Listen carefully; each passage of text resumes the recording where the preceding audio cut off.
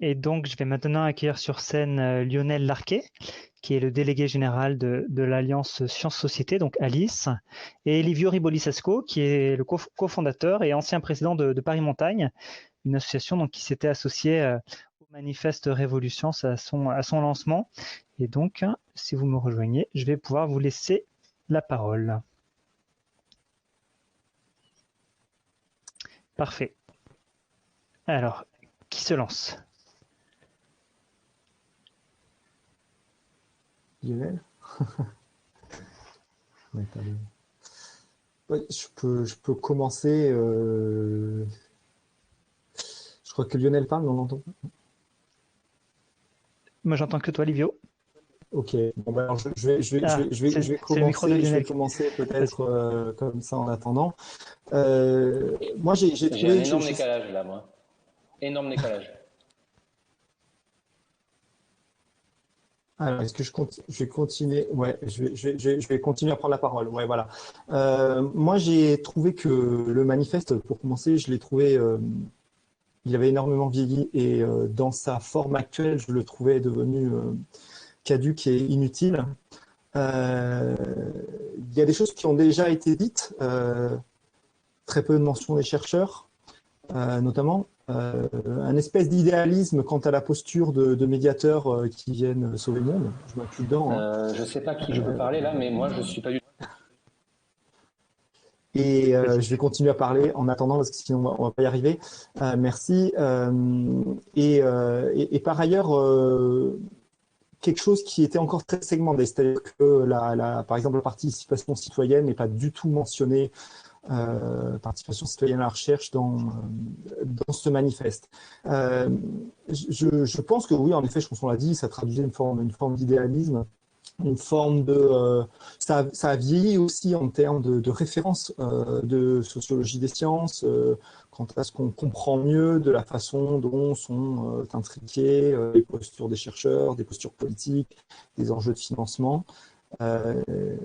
Donc, moi, je me retrouve dans cette distance au manifeste, dans le fait que, pour ma part, en effet, comme tu disais Antoine, j'ai cofondé l'association Paris Montagne, j'ai été membre de Trace, et j'ai finalement quitté le monde, on va dire, de la médiation à proprement parler, pour rejoindre finalement des activités qui ont plutôt vocation à essayer de transformer le monde de la recherche tel qu'il fonctionne, mal, pas toujours très bien en tout cas, et à venir forcer les portes, je dirais presque braquer le monde de la recherche pour que la société, les citoyens puissent venir interpeller les chercheurs et puissent faire ce service public de la recherche. Tout en disant ça, je le dis de façon exagérée, de façon exprès, quoi. Je pense que ce qu'on n'a aussi pas vu dans le manifeste il y a 10 ans, qui pointait le bout de son nez déjà largement, c'était l'énorme souffrance, et c'est l'énorme souffrance qu'il y a dans le monde de la recherche aujourd'hui. C'est un monde qui est débordé, dépassé. Parlons de la France ou d'un certain nombre de pays du sud de l'Europe qui manquent de moyens, pour encadrer ses étudiants et à qui on dit il faudrait en plus t'intéresser à ce qui se passe dans la société, communiquer, accueillir des jeunes dans les labos, accueillir des demandes citoyennes de recherche. Et là, j'endosserai un discours un peu syndicaliste. Si on ne donne pas les moyens au monde de la recherche, si on ne donne pas des meilleurs emplois, ça ne marchera pas. Et j'ai peur, souvent très peur, que par la myriade d'acteurs qui se lancent dans l'innovation en tout genre, en mettant ce mot de partout, on risque de créer aussi des acteurs de recherche à côté de la société civile, des acteurs de médiation, qui soient des structures extrêmement précaires, avec des personnes mal payées, mais qui vont là parce qu'ils ne trouvent pas de job ailleurs, quoi. Donc je pense qu'il faut qu'on ait aussi une conscience par rapport à tout ce qu'on propose, quant à ce que ça va impliquer en termes de travail, d'emploi, de conditions de travail pour les personnes que nous mobilisons. Et en tout cas, dans le monde de la culture scientifique, nous le savons trop bien que nous avons souvent été coupables d'exploiter des gens mal payés sur des contrats courts. Voilà. Je vais m'arrêter là. C'est important Je vais de le laisser dire, tout à fait. la Je sais parole. pas si on a Vas-y. Lionel, je sais pas si on a Lionel avec nous. Je crois que les problèmes sont en train d'être réglés. Finalement, tu plaides un peu pour d'autres formes de relations sans société qui ne passent pas nécessairement par la médiation. Peut-être que le manifeste était centré sur la médiation. Est-ce que tu dis, par exemple, braquer le monde de la recherche et venir faire un service public de la recherche? Peut-être, voilà, ces formes de participatives-là, ces formes de coproduction du savoir entre le chercheur et le scientifique, on dépasse la médiation? Ou est-ce que pour toi, ça reste quand même quelque part, ce terme-là te convient toujours bien? Oui, tu fais bien de le souligner, Antoine. Il y a beaucoup eu de discussions, de textes écrits, de propositions, de parler plutôt, par exemple, d'intermédiateur plutôt que médiateur. Bon, moi, ce terme, il me convient. C'est un des termes sur mon contrat de travail. Donc, je suis médiateur. Je suis médiateur de démarche de recherche participative.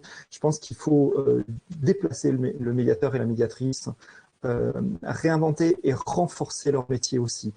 Je pense que trop souvent, nous avons eu aussi tout un corps de médiateurs qui n'étaient pas allés assez loin dans les études scientifiques et dans une immersion dans ce qu'est la production de recherche scientifique. Et voilà, donc je crois encore en des formes de médiation, mais une médiation qui n'a de culturel, je dirais que ce qu'elle arrive à produire par une transformation politique des acteurs qu'elle mobilise. Il faut d'abord une transformation politique de la posture euh, des non-scientifiques professionnels, des scientifiques. Il y a beaucoup à faire pour changer la posture des scientifiques et produire des savoirs différemment. Moi, je suis pour d'autres formes de production dans les meilleures conditions possibles. Et la médiation est un rouage de cette production, requiert beaucoup d'expertise, requiert de très bien connaître. Je reprends là ce que Matteo Bertagora de Trace aussi disait il y a peu. Je pense que le médiateur doit devenir un acteur académique à part entière, au même titre que les chercheurs, au même titre que les ingénieurs ou les techniciens de laboratoire, et doit être par ailleurs un acteur social et culturel à part entière. Donc c'est toujours une double casquette. Mais, et je pense que trop longtemps, le médiateur, la médiatrice sont restés des communicants du monde académique et pas des pairs académiques. PAIR. D'accord, alors Je m'arrête là. Alice qui milite pour un tiers secteur de la recherche, est-ce que toi Lionel tu te retrouves dans ces propos-là? Comment tu analyses ça et comment vous mettez en œuvre ce genre d'approche, si c'est le cas, en tout cas dans Alice? En tout cas, si Livio écrit un manifeste sur la base de ce qu'il vient de dire, on le signe tout de suite.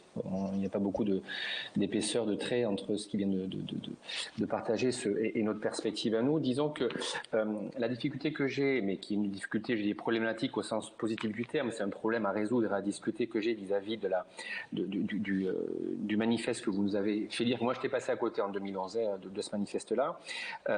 C'est en partie les mêmes critiques que vient d'y faire Livio, c'est que la structure Alice, l'association Alice, qui réunit des organisations et des institutions, elle ne réunit pas des individus. Il n'y a pas de scientifiques chez nous, il y a des institutions de recherche. Elle vit justement elle est née d'une critique fondamentale des limites de la culture scientifique et technique à la française, qui a dans ses ADN 2 ou 3 postulats qui nous posent problème.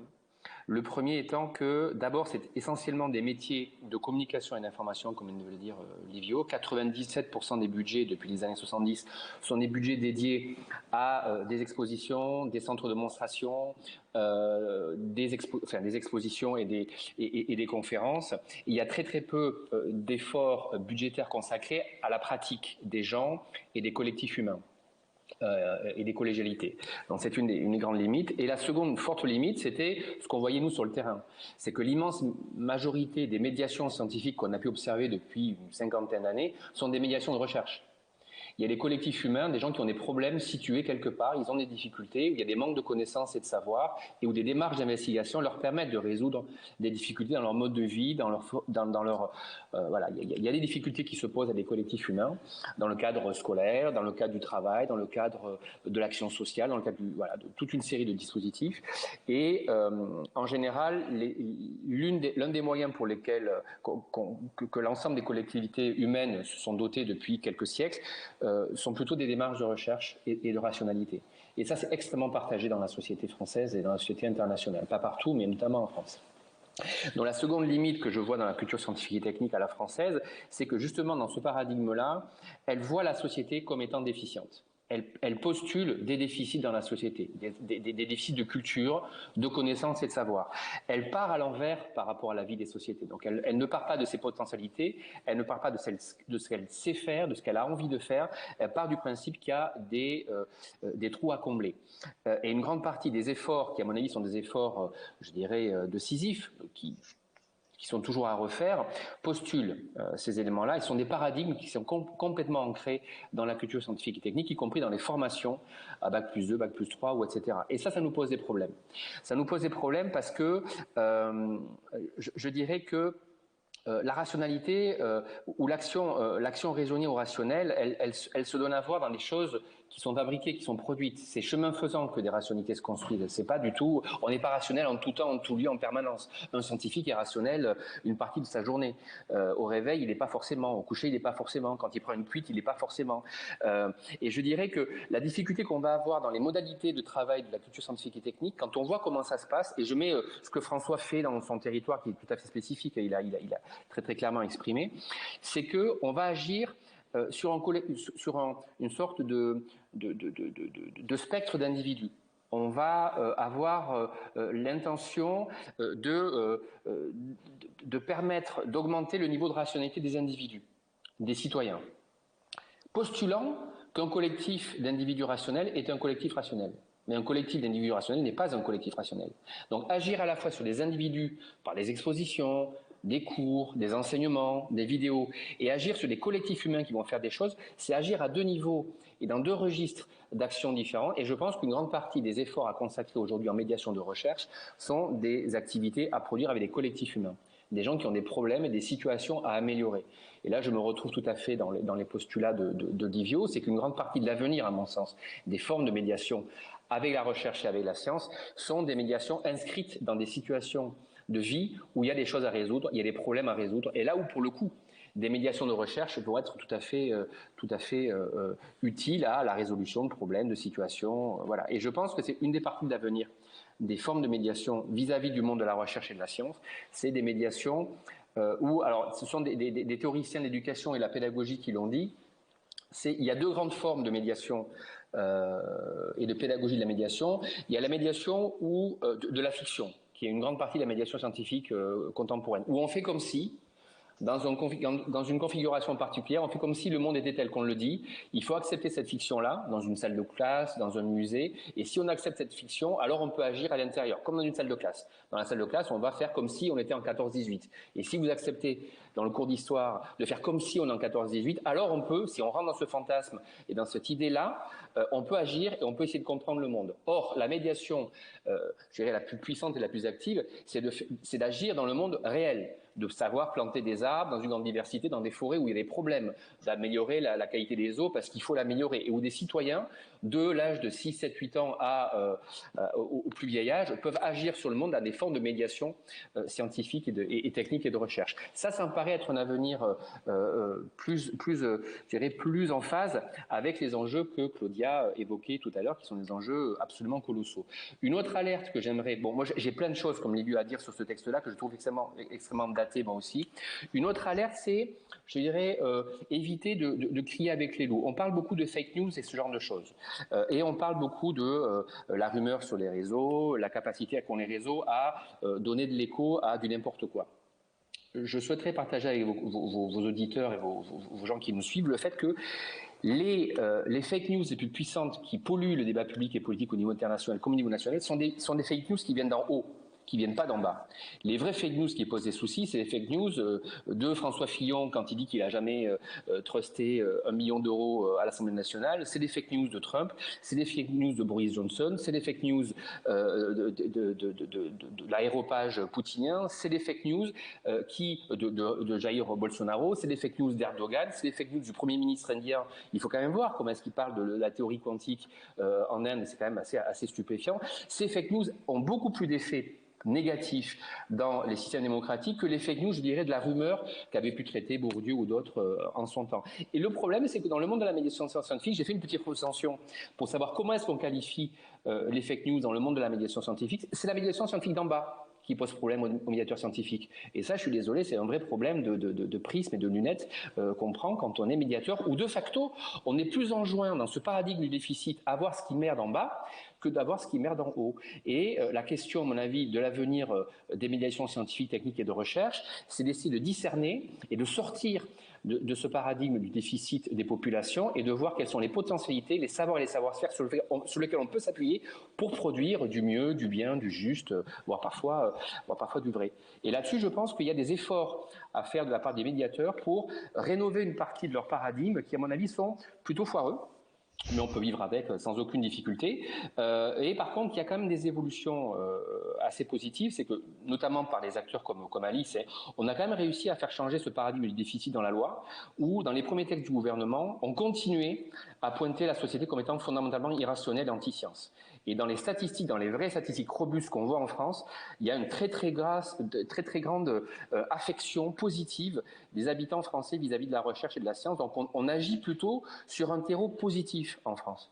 C'est que la défiance par rapport aux institutions scientifiques en France est très marginale. Elle touche 15-20% de la population. Et on est à 80-85% d'accords plutôt favorables vis-à-vis de ce que la science produit dans le vrai, le juste et le beau dans la société. Et je pense que les médiateurs scientifiques pourraient, à mon avis, faire un peu basculer leur paradigme qui, à mon avis, est très daté et qui aurait été acceptable dans les années 50-60. Et aujourd'hui, je pense qu'on a changé d'époque. Alors, vous tous les deux, vous avez mis le chat en feu. Je crois qu'il y a beaucoup de personnes qui sont en accord avec ce discours. Ouais, tout à fait. Ces paroles qui sont très sincères et en tout cas qui touchent juste. Est-ce que Livio, tu souhaites réagir du coup à ce que vient de nous dire Lionel avant de conclure?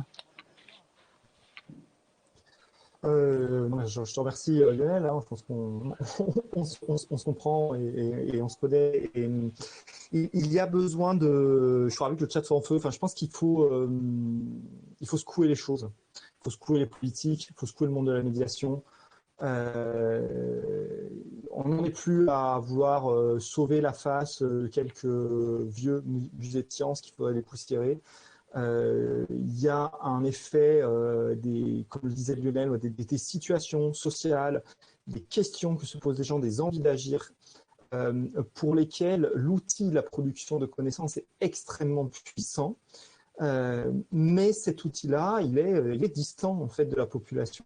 Et j'ajouterais aussi un élément que sont encore moins mentionné, c'est qu'il faut aussi que les chercheurs et les chercheuses fassent confiance en la capacité qu'ont des acteurs citoyens, mais c'est aussi des citoyens, en fait, des acteurs qui sont enracinés dans une réalité de terrain pour poser des questions extrêmement pertinentes, des questions qui parfois vont engendrer de la recherche fondamentale.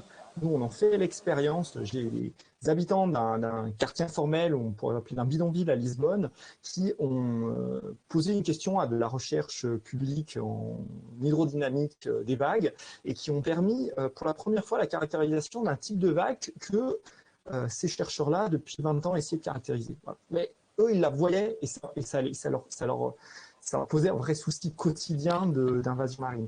Donc il y a aussi une confiance que doivent retrouver les acteurs de recherche qui sont trop souvent déconnectés des territoires dans lesquels ils vivent. Et c'est normal parce qu'ils vivent dans des métropoles, ils vivent entre eux, parce que c'est une classe sociale homogène et parce qu'ils sont débordés. Donc je pense qu'il faut aussi, il faut qu'ils fassent l'effort, il faut qu'ils retrouvent du temps. Nous devons tous retrouver du temps. Et pour ça, de l'accompagnement professionnel est nécessaire, c'est le rôle de la médiation. Cette médiation, je vais le dire là aussi, il faut qu'elle soit bien payée et que ça soit reconnu comme un métier de qualité. il faut aussi qu'on se batte pour ça. Jusqu'à présent, ce n'est pas le cas. Et quand on voit des appels à projets qui sortent encore et on se bat là-dessus, où on propose que sur 100 000 ou 150 000 euros de budget, il y ait 2 500 euros pour des tiers veilleurs, par exemple, qui font un peu de la médiation pour s'assurer que tout va bien. Mais quand on voulait faire un boulot sérieux avec 2 500 euros par an pour mettre en contact des associations, une quinzaine de chercheurs, c'est pas possible. Donc là, il y a encore un gros chemin de prise de conscience de ces enjeux d'articulation. Parfait. Là, ça me semble un très bon mot de la fin. Et puis malheureusement, on vous aurait écouté toute la soirée, mais il faut qu'on passe à la séquence suivante. Donc je vous remercie à tous les deux, Lionel et Livio, pour ces échanges.